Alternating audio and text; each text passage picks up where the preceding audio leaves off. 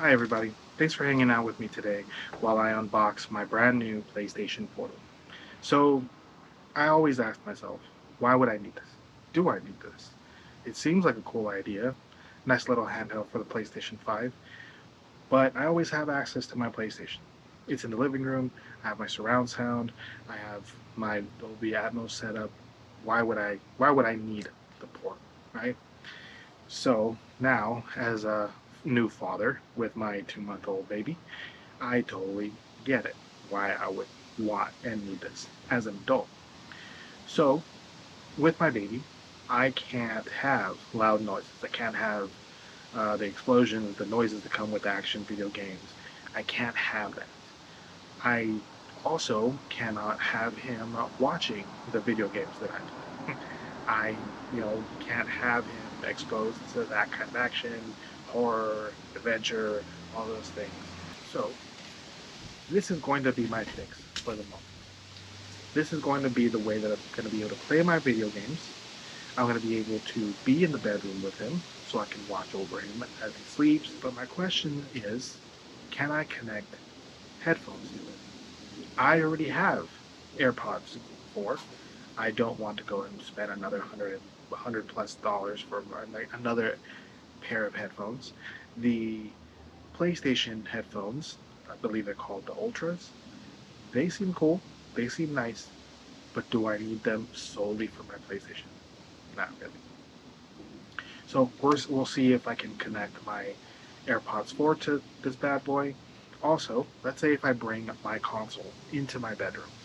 So instead of playing in the living room with the big TV and the surround sound, I only play in my bedroom with the baby. Now the question is, if my wife wants to be in the bedroom with me, can she watch TV on the same TV the PlayStation is connected to while I play with the port? From what I heard, yeah, it's possible. So that's going to be awesome. So we're going to go ahead and unbox the PlayStation Portal and see what comes inside. I also purchased a charging station, and we're going to see how that works and if that's going to be worth the extra, I think, $30 for the charging station. Let's see if this works out or if I'm going to have to return this to the store.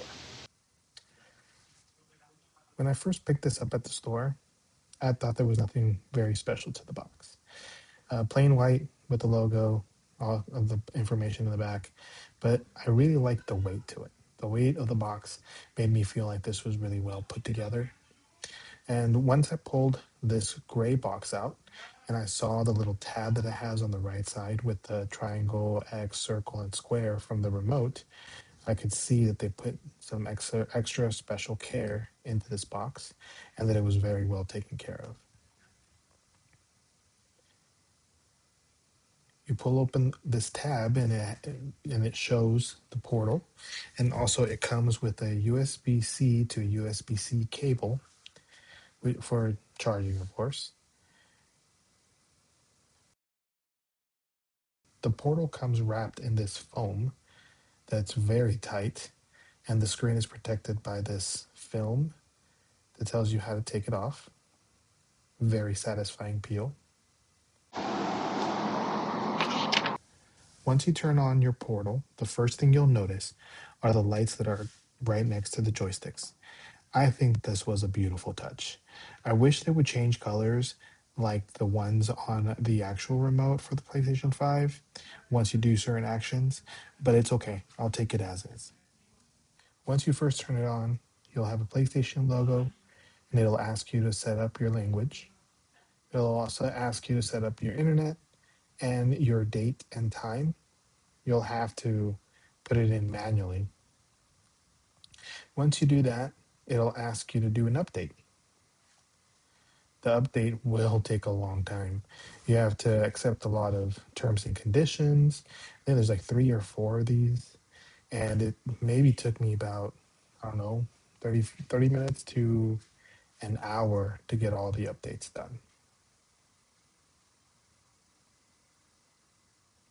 You'll use your PlayStation app and you'll go to settings and you will look for an option that says QR code. You'll then scan the QR code that's on your portal screen and it'll have you connect to your PlayStation. And you'll have to activate remote play or have cloud streaming with your subscription to PlayStation Plus. And it'll give you all the options that you have in your quick menu.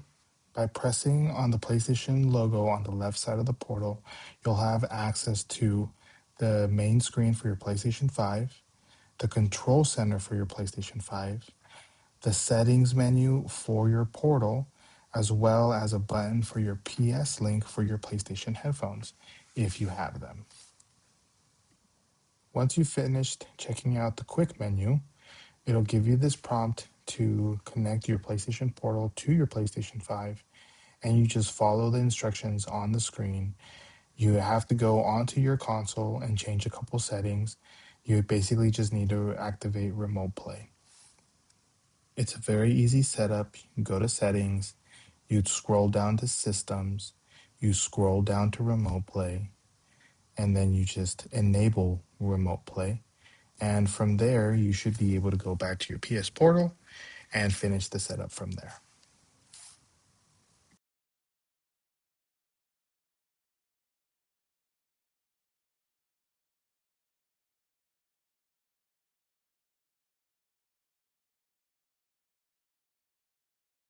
And voila, we're connected.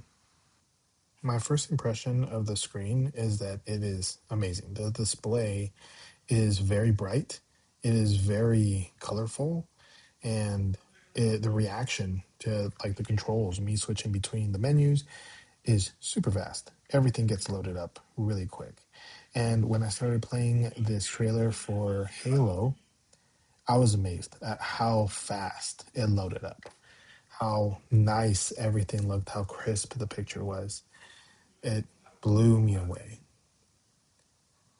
I was actually pretty impressed when it comes to the sound. If you put the volume all the way up, you can definitely play in a crowded room. You can definitely play outside while a lawnmower is going off, and you'll definitely be able to hear everything. Even with the volume only halfway up, it sounded pretty well. And I know I could definitely play inside of my living room, my bedroom, or anywhere else in my house with just the volume halfway up. I'm not going to miss any key information. Now, when it comes to the AirPod situation, I was really hoping that I could connect my AirPods through Bluetooth. I was really hoping that I could get this to work. But it turns out that PlayStation just doesn't want you to connect any Bluetooth devices or headphones into these things. Not just the portal, but also your console, apparently. I looked everywhere and I could not find any option to be able to allow me to connect my AirPods to the portal. So that was a fail. Thankfully, though, the same day, my brother had actually suggested giving me these wired headphones. And I thought to myself that maybe I wouldn't use these, I would use them for music or something. But I was able to actually connect these to the back of the portal, and they sound amazing. It works really well. So if you don't want to spend an additional 150 to $200 on the PlayStation headphones, and you already have wired headphones at home, go ahead and just use those. Okay, now when it comes to the charging station, I do not regret this purchase at all. It looks really nice. It looks really stylish. It's very simple. It has the lights at the very base of the station itself. It is amazing. I love how it's weighted down so your PlayStation Portal doesn't take a front flip if you accidentally bump it. And it comes really well packaged in this cardboard and this little paper. It also comes with this USB-C to USB-C charger that you will plug into the bottom of the base itself, and it'll have a little guide coming out towards the back. I plugged it into the front of the PlayStation. I didn't find any other USB C ports on my PlayStation. And by plugging it in there, it'll be able to charge every time that I do play on my console, on my TV. And by the couple times that I've used it already and have charged it from 0% to 100%, it's taken about a good hour or so. But I usually play around that much time anyway, so I haven't found any problem with it. After you do put the adapter into your portal in the back, it is really hard to get out. So it's a good thing it's a one time deal. And my only complaint is trying to align these two magnets together because it's so small. After you get the whole portal set up, it looks amazing. It looks great. I'm sure that there's a black version for the base, but I couldn't find it at my store and I just wanted to get it. I didn't want to lay down my portal on the countertop and not, have it just laying down. I wanted it nicely displayed. And so that'll be good for now. And I think that it just looks great right on my counter. Now for the final piece of the puzzle. Can I keep playing on the PlayStation Portal while somebody watches TV? I want you to see how smooth and quick the connection is between the Portal and the PlayStation 5. I think it's pretty close. It's pretty fast. And I'm going to be showing you on Hogwarts Legacy that you can keep playing on your Portal even though somebody changes these input settings on your actual TV. Here I am, just running around a little bit. And now I'm going to go ahead and switch the input on the TV.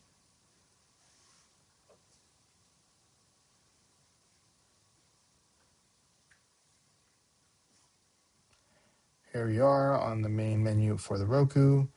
Potentially, you could be watching anything, Netflix, YouTube, Fandango at home, whatever your preference is. And here we go. Here we are. We keep playing. It doesn't change it. My wife is going to be able to enjoy anything she wants on the TV while I go ahead and game on my portal. Thanks for watching the video, you guys. I'll catch you guys next time. Be awesome to each other. Have a great day.